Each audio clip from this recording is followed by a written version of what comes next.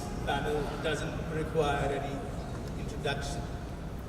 Yet, I would give a brief introduction for all our panelists. The first, Jasleen, who's sitting far right of me. Jasleen is a scholar of textile and folk art. Is a doyen of living cultural traditions. Over the last 7 decades, she has written several books on textiles and folk arts. She's a highly decorated academic, a consummate speaker on culture and heritage, handloom development, and fashion. Next to Jasleen is Rajiv, who we all heard just now. Rajiv Sethi is one of India's leading designers, scenographers, and art curators, a recipient of Padma Bhushan. He has pioneered ways to bring contemporary relevance to the traditional skills of vulnerable artisans, communities, and creative professionals. He is the founder of Sarthi, Friends of Artists in Need, the Asian Heritage Foundation, and the brand Geo, owned by Artists and Craftsmen of India. Next to Rajiv is the printress herself, ladies and gentlemen. Brigitte is an artist and a designer whose studio is renowned across the world for producing the finest Indian block print using traditional motifs. She was honored with Ordre National du Mérite by French government in 2015. Then is Laila Tayebji. Laila is the founder member and chairperson of Dastakar, an NGO working with crafts and craftspersons all over India. Her work, over more than 30 years with artisans, many of them rural women, have created many livelihood avenues for the displaced and the marginalized in the society. And then there is David Abraham. David is a graduate of National Institute of Design, Ahmedabad, established the design label Abraham and Thakur with Rakesh Thakur. The AT&T label is now one of India's most successful and respected brands for fashion, accessories, as well as home textile products. Let me come to you, Jasleen, first, because you're the senior most amongst all. You're not only a scholar of the living cultural traditions, but you are a crucial protagonist of the Renaissance in Indian craft in the decades that followed independence. The years which we now say were the wasted years for some reason by the present dispensation. Do you see this rich tradition passed from one generation to the other for the last 4,000 years or so, facing to get endangered in this millennium? Are they struggling for survival, the craft industry? Not really. We're always so pessimistic. I have reached this age and I don't feel pessimistic at all. I worked in this area of crafts, living cultural tradition for the last over 60 years. And I have seen it blossoming. Yes, we have lost a few things. But I think we have also moved forward. Look at the wonderful work that you see today, Bridget's work, which is being presented in a volume which is difficult to carry. It's so intense in content. And look at the work of so many of the people who are sitting here. Look at David's work, Laila's work, Rajiv's work. Each one of us have contributed all of our being. And we can say, no, not at all, not at all. People who have gone, had an education, Western education at Harvard, become, for investment bankers, and then have left that and come back and devoted themselves to the work that which has attracted them, which is the craft world. Look at Jenny, Asif, the cashmere loom, which has revived the extinct, what we thought was the Kani shawl with only 2-3 workers working on it. And now many others have. Look at the work which Monisha has done in Ladakh. So many of you who are sitting here today, I could make you all stand up. And people who have come from outside, Sholay, who came also from Iran, that beautiful country, and has created her own atelier. So many of you who I don't see. I'm sure there are others here. So no, not at all, not at all. Thank you. Let me ask you, Brigitte, as one of the authors in the book, Alita Bartel, says that you perhaps are the most faked artist in the world. So when you walk past, say, Jaipur streets or Khan Market or Champs-Élysées in Paris, and you see so many of your imitation hanging or people wearing them, do you feel angry or you feel flattered? After all, you know, it is flattering to see your work being copied.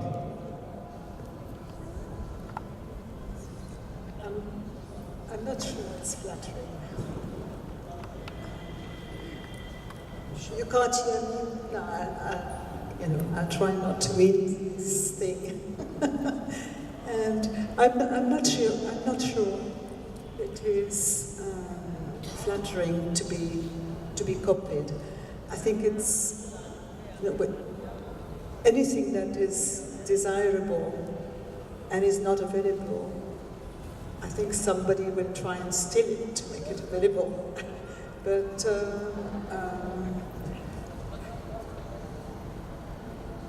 I've reconciled with that story because I feel I took things from the past, designs from the past, images from the past, made them mine, and delivered them in my way, and I don't really feel they belong to me. It's what I do with them that belongs to me, but it belongs to me when I make them. It doesn't belong to me once they are sold, and so somebody will take it and can be an inspiration to somebody else. What I resent is when it's just being stolen, but this you can't change. This is to be, so it's fine. The concept of fakes also comes because of an economic imperative. More and more people want to have the original, but it's difficult to get it because the economics of the original is not within everybody's reach, and there are many more people that make it. So is block printing really economically viable still? I think what's extraordinary with the survival of block printing to this day is the fact that it is here a tradition which has never been interrupted, and this is what makes my heart beat. The fact that it was here so long ago and it's still here.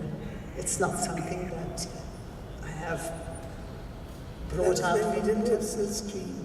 We didn't have digital rip-offs. But it doesn't matter. You see, it's if you can still use calligraphy when you are using a computer, I think you can still block print and have also fantastic digital printing. It's not the same thing, yet it is the same thing. The tool doesn't give you talent. If you have talent to use a beautiful tool, any tool can become interesting. And I think it's, my tool was a very old-fashioned tool, yet I've never been able to work with the traditional dyes because I could not find any color mastering these with the kind of color scheme I wanted. And so I chose to work with synthetic dyes and found it interesting. Also because when I started,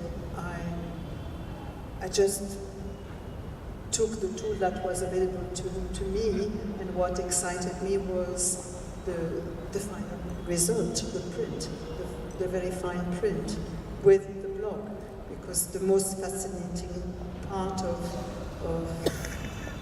the printing was for me the making of the carving, the very, very fine carving of the blocks. And it's only after more than 35 years of printing that I think I would not mind a little adventure with traditional dyes to check if I can do that with my very fine printing.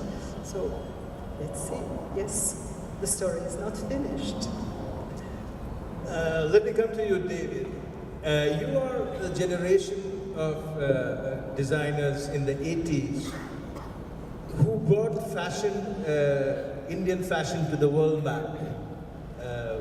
Much like, a few decades ago, the revivalists of craft, people like Kamala Devi Chattopadhyay and their legatees, they did about 3-4 decades ago. You brought crafts like Zardozi and all into high fashion. Yet, there is always some sort of a charge or an allegation that this interaction that happened between the designers and the craftsperson had an element of exploitativeness about it. How do you react? This is working? Yeah. I don't quite agree, because I think that historically the textile craftsperson of India was always extremely flexible in the work that they did. In fact, we were, as we have often said, the largest textile producers in the world. And we printed, embroidered, and wove fabrics, which we still do for the largest markets in the world, with intervention from the markets themselves. In fact, I think the reason why the Indian craftsperson was so successful, and still is that he is very often adaptable to new ideas. And he makes them his own and creates a business out of it.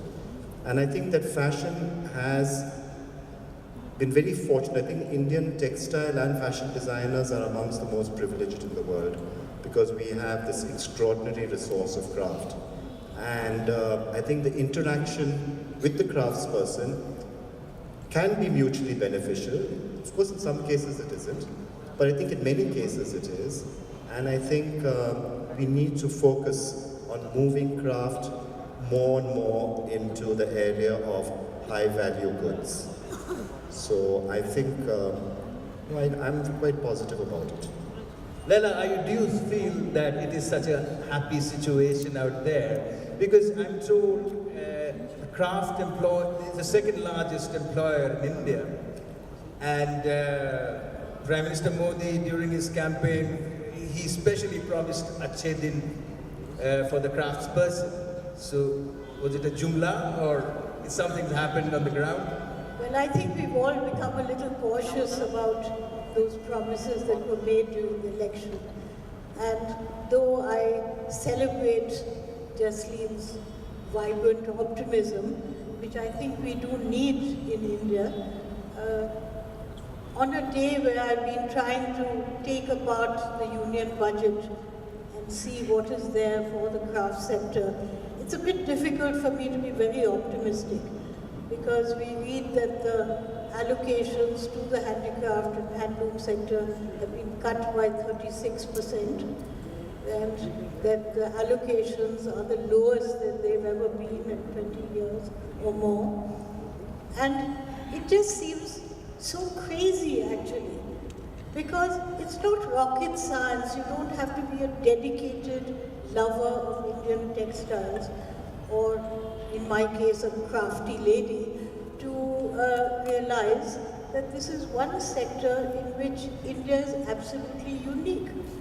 We are trying to catch up with the rest of the world in many other aspects. And this is something that we have that nobody else has. And yet, instead of cherishing them and investing in them and honoring them, we seem to be cutting the feet from under the ground from under their feet. But yes, I think Indian craftspeople have always been resilient.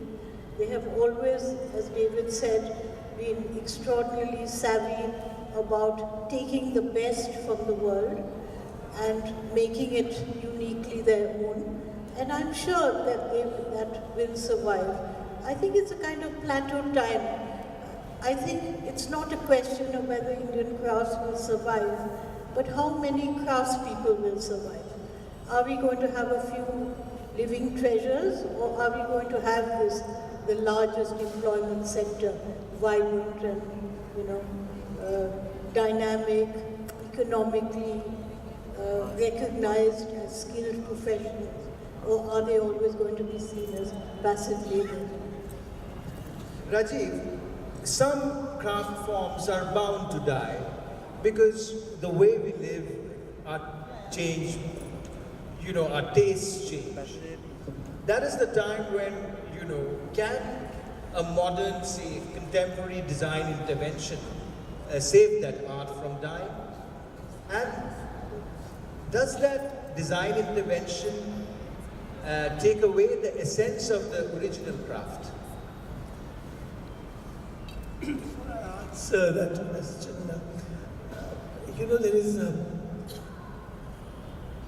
There's a very stark figure that stares at us. 12 million people educated, if I may say de-skilled, come to the road every year with nothing to do, with nothing in their pockets. Now I'm not talking about jobless growth because that's another subject altogether. This is a very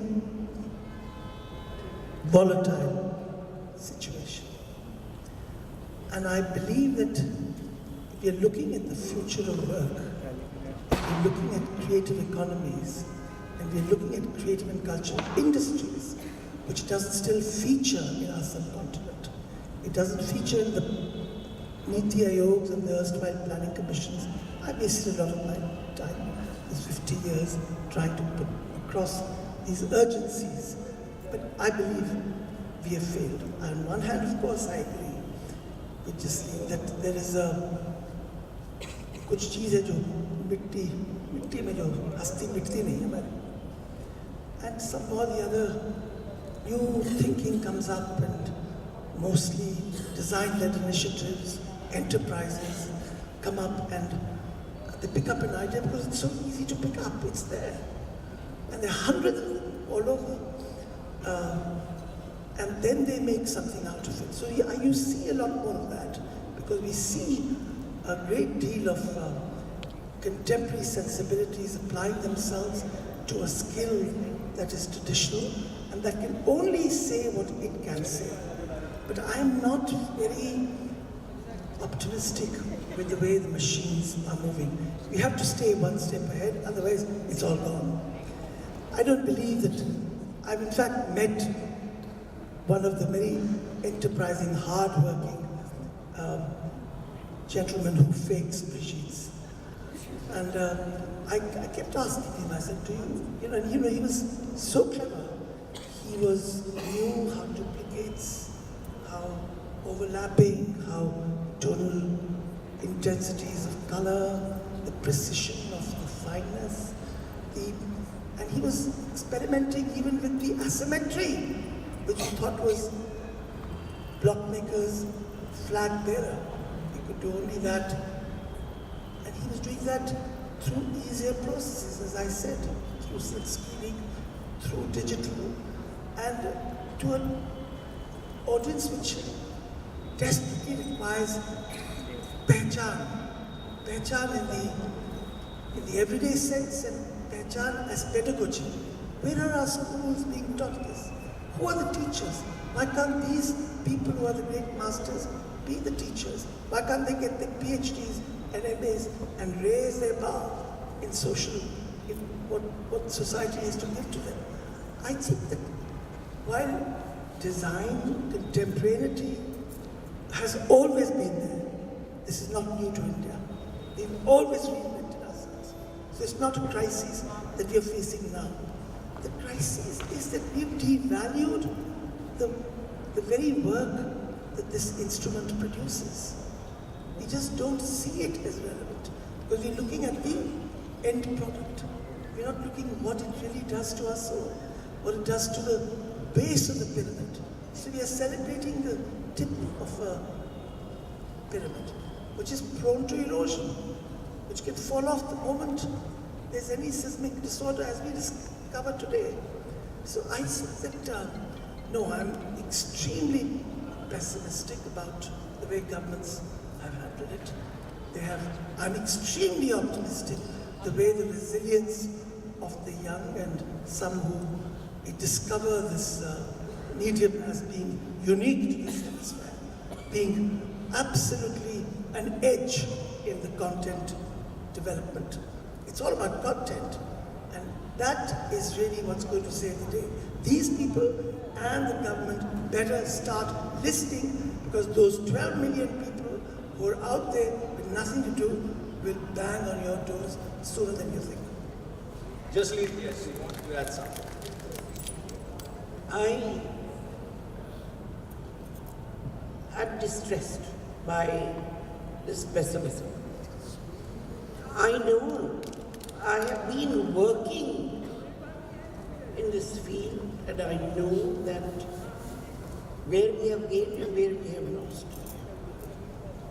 Today, do we not realize that nowhere in the world is there such a vast variety of textiles and crafts? Nowhere in the world as there is in India. India has the biggest variety, and in many ways we have gone ahead. A lot of work which has been done, in some cases even surpasses what was done in the past. Why don't we look at that? I know that our people are facing a lot of difficulty with all kinds of taxes and things which are demanded of them and so on. I know that, but don't you see the prejudice also that people faced here in India, the craft world? They were discriminated against. Even those who were working for them patronized them. The caste system. They had to live that down to be able to produce such superb work. So, the crafts world has faced a lot of problems, and yet they are getting stronger today than they were yesterday. Thank you. Leila, who would know better than the problems the craftspeople are facing, because you work so close to them? Would you like to elaborate?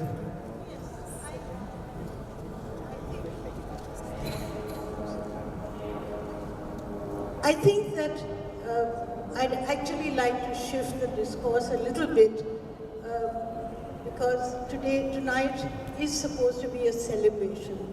And it's a celebration of craft, of block printing, but also of the work that Brigitte has done. And so I want to get back to where we began with her achievement, and also this whole debate about copies and will craft survive if there are simple ways to copy. What happens to all the rip-offs of Brigitte, and do they diminish her work? I don't think they do at all, because frankly, when you see the real thing, you will never be satisfied with the other. And the two can exist, I think, together, where one draws an unaware consumer into then looking for the real thing. And I think that, when Vish first came to talk to me about this book, and he showed me some of the extraordinary photographs that he had taken. Really, I don't think textile has been photographed like that. They're absolutely superb. And my first thought was, oh God, now there'll be more copies because everyone will use this book as a kind of reference and, go to page 99 and say, okay, make me this. But when you actually read the book, and you read some of the most moving passages are actually what Bridget has written and spoken about her own work and the way she creates these things. And you realize that really they can't be imitated. Someone might try and copy a motive that she has already developed. Someone might copy the colors and things. But the way that that design evolves, the way she draws it and juxtaposes it so that it fits so perfectly, so that the edges meet, so that the colors sort of synchronize. I mean, nobody can do that. And it's amazing. It's really something so moving and so beautiful. And I think that is the essence of Indian craft, that the hand, the eye, and the heart combine together to make something which can never be replicated by a machine. I think the lesson, though, is that whether it is the government of India, or whether it's fat cat exporters, or whether it's buyers who come from abroad, who always get very carried away by this idea that India has these millions of craftspeople. We don't even know how many there are, but there are at least 20 million craftspeople, and then there are all the ancillary people who work within the business. And they think that India is a wonderful way of making lots and lots of things very, very cheaply. I think the lesson that all of us have to say, and I don't think we've got that message across properly, is that the strength of craft is that each piece can be different and unique, and we need to play on that, not on the numbers of hands who can do it. David, fashion is like a trend thing. It stays there for a while and then it goes away, replaced by another fashion. Now, when you involve the craftsperson or a certain kind of craft in the fashion, what happens to the craft you develop or the craftsperson who learns or relearns with you? What happens to him or his skill which he has learned working with you when the trend has gone away? Well, I think that's the skill of the designer, and also as I think we are sitting here to talk about and celebrate Brigitte work, I think she's an excellent example of how design intervention with craft has a tremendous longevity, because when I started working, I remember the cypress motifs, I remember the poppies, and I still see them, they're still very fresh. They could still popular, they're still being used. So I think design can rise above that. And I think that there are very many different levels of fashion. I mean, I don't think craft ever should be engaged in fast fashion or transitional fashion.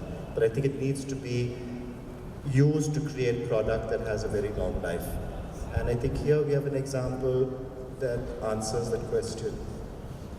Because I think we've managed to survive short-term trend very well. And in fact, I think what's happened is, I think she's in a sense created a vocabulary which has added to the block printing vocabulary of India through her work, which is now recognizable as a particular kind of language. Some people call it fakes and copies, but I don't. I think it's actually a contribution to a way designers look and think at block printed textiles. So I'm not very sure whether fashion can be very irresponsible. I think the whole fashion, the textile business is ecologically not the wisest. We all know that. But I think anything can be done if it's done with a certain amount, with conscience and with mindfulness that it doesn't go too far. And I think in craft we have the best examples because we produce, as Laila said, small quantities, and those small quantities celebrate the work of the hand. When you go into mass production, you don't have that specialness anymore. Bridget, India is a visual kaleidoscope. Most of the time, we, the ones who live here, the Indians, we miss out on many things, which a foreign eye picks up very easily. Now, you have lived here for 37 years. You still see new things, notice new things that inspire you for more creations.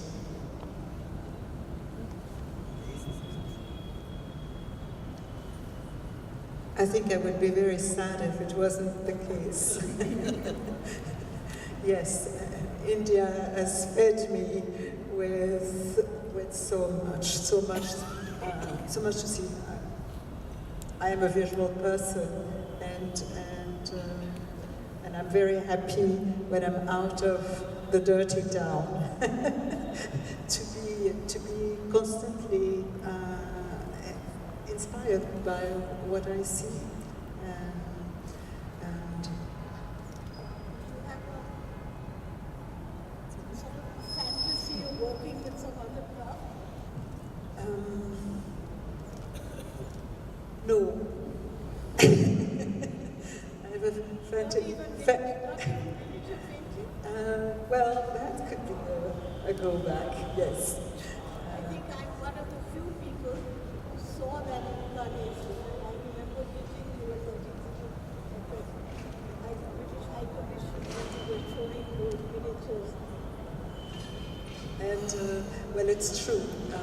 I've never completely left my little miniature brushes, and I still use them when I redraw a pattern that I want to give to the bookmaker.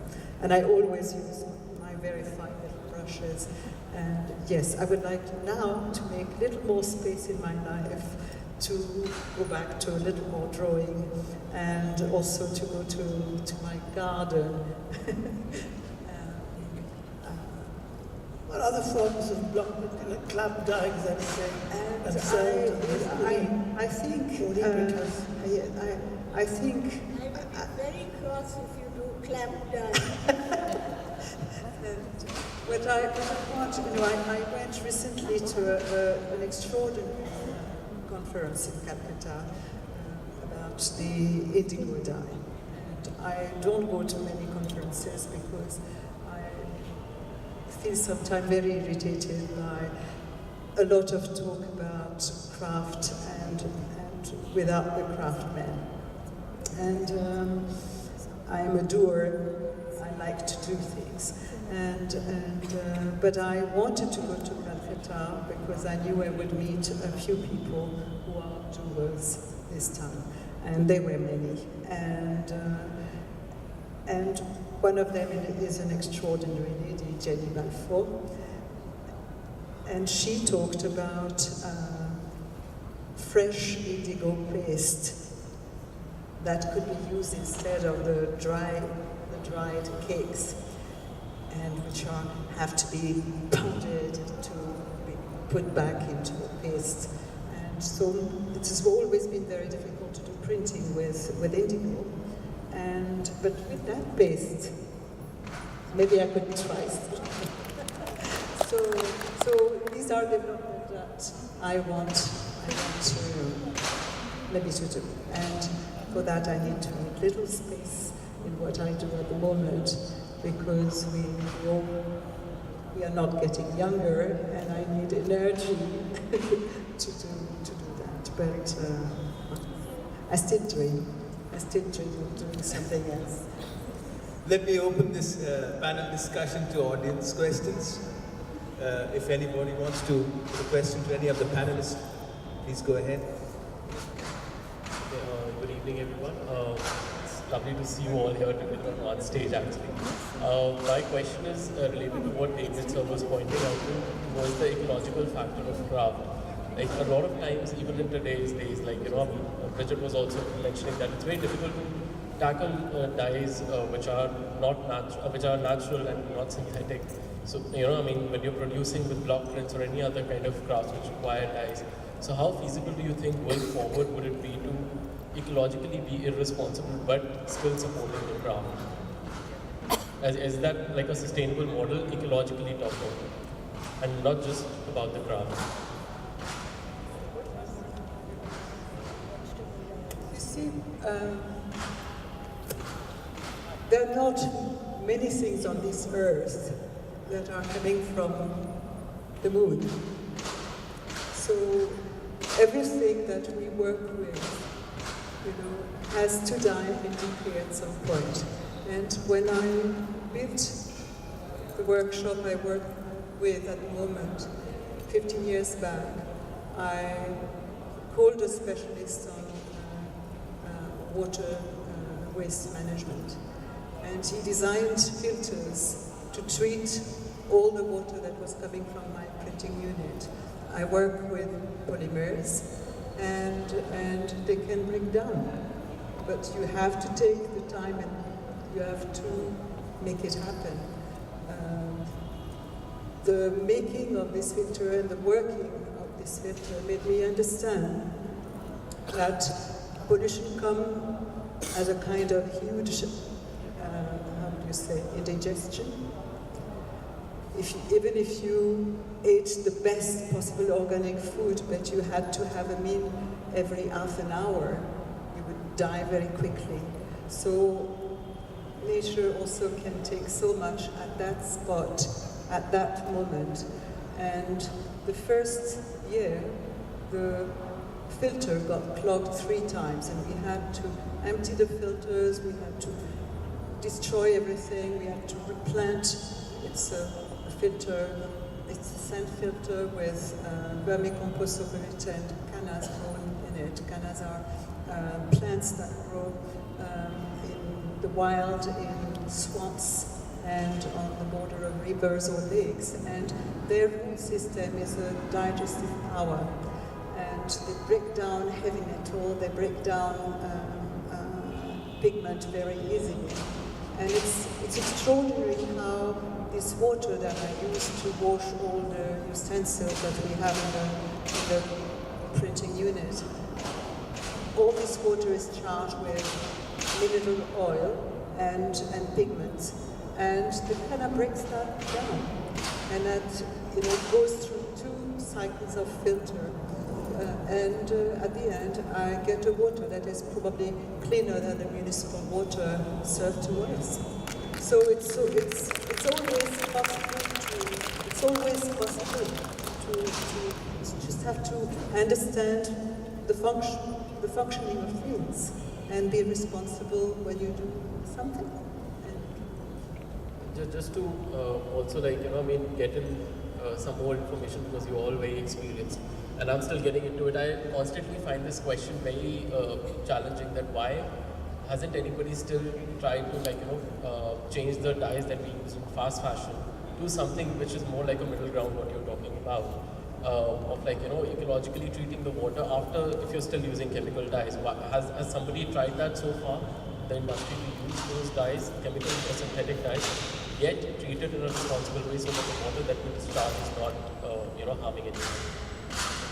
I think there is some research that's being done on that, and there will be, I imagine, some results. Because I'm speaking to some people where they've been talking about dye stuffs and a whole cycle which uses very little water, and they are developing. There are some systems where the amount of water that's used is very, very little in the production of textiles and dyeing.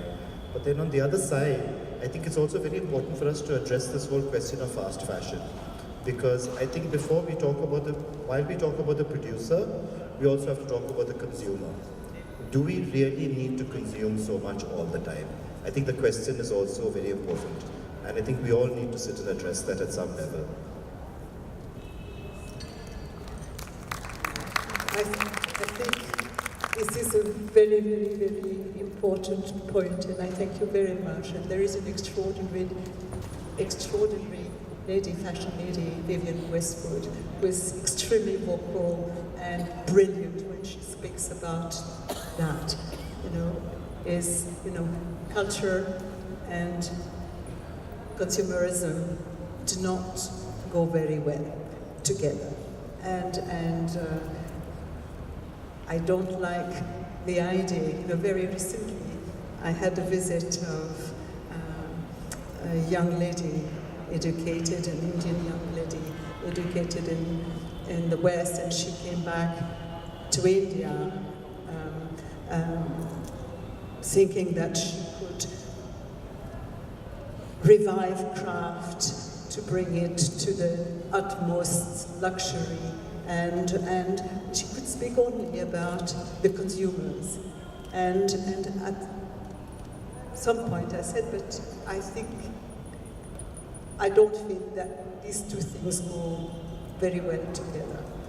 And consuming is burning, it's eating, it's quite disgusting. And it has nothing to see with beauty and luxury, and so thank you for, I think we share. Bridget, one thing a lot of people in Delhi ask me when they see me wear these beautiful prints of yours, that how does one buy your things? Where does one buy your things? And well, at home, and or with Jenny at Kashmir Loom in Nizamuddin. And thank you, Jenny, for having my work along with your beautiful work. And I remember we have a very dear friend who is not here today, Paola Manfredi, and one day she told me that a lady said, what is it that one has to do to have access to Bridget's work? Why can't some people have it and other people can have it? But I think a lot of people never understood that I print only so much, and I didn't have a lot to sell. And my studio is not a large studio, though I keep quite a large number of people busy for me. We are about 60, 70 people working together. But I have one master color with 7 printers. We have 6 tables, and we print an average of a maximum of 40 meters a day, and that's it. Has that been difficult? Has there been pressure on you both from the buyers and your carigars to increase? I've had little pressure from buyers who wanted more, because I never made enough. But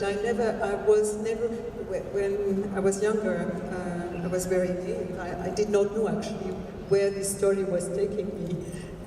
But I understood after a number of years, maybe 10 years, something like that, that if I wanted to keep that very special quality I want, I could not do more. I could never fight. I could never increase my printing team, because I would get, I would pressurize my master printer to get me one more man, and he would finally get one more man, and this man would do a lot of bad work and destroy the work of the other team that had been trained. So we keep it small. It's the only way I could survive. Thank you, all of you. It was a lovely discussion. But before we end, and please do not get up, I invite Mark Perro, who has organized this festival, Book of Ours, to say a few words. Mark, you'd like to take the podium?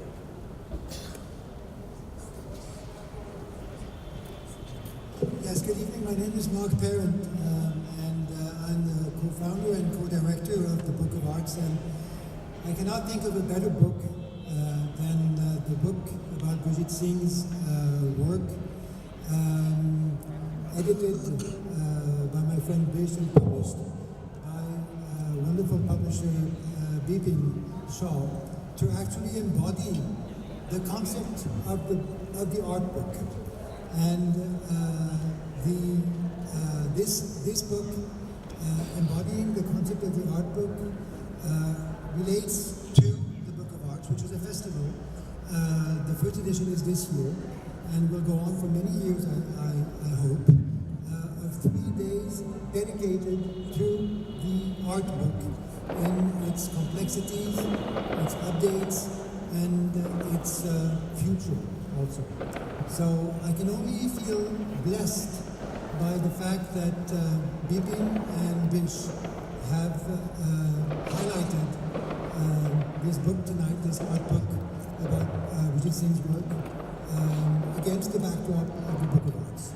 Thank you very much. Good evening.